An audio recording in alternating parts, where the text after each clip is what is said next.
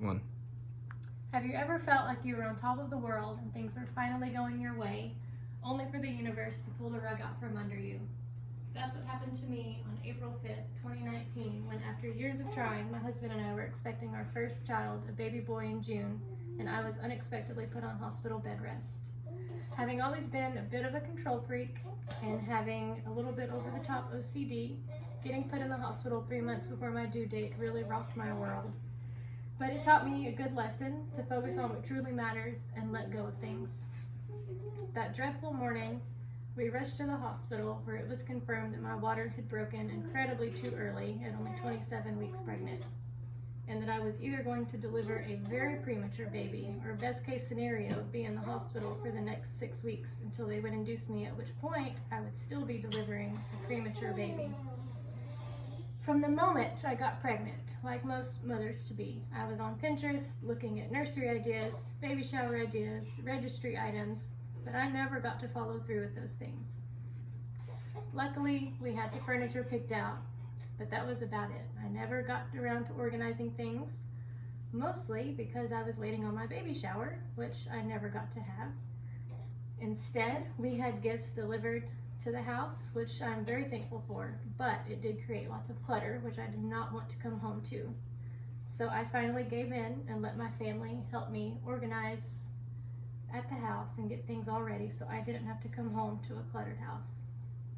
But I soon realized that my unfinished nesting was the least of my worries and that the health of my unborn baby was more of a priority. 48 hours after most women's water breaks, they go into labor. So laying in that hospital bed knowing at any second I could go into labor was very nerve-wracking. Also, when your water has broken early like that, there is a big risk of infection, which can be devastating to both the mother and baby. So just another thing to worry about. And still knowing that best case scenario, I would be delivering a premature baby, which no one wants to have to go through. But after a few weeks and things finally calmed down, I started to realize that I needed to make the best of my situation. And I realized that it was okay to let my family do things for me and check on the house for me and drive 45 plus minutes and sitting in traffic to come see me and bring me outside food. I also started to take advantage of my wheelchair privileges, which the doctor so graciously granted me so that I could get some fresh air most days.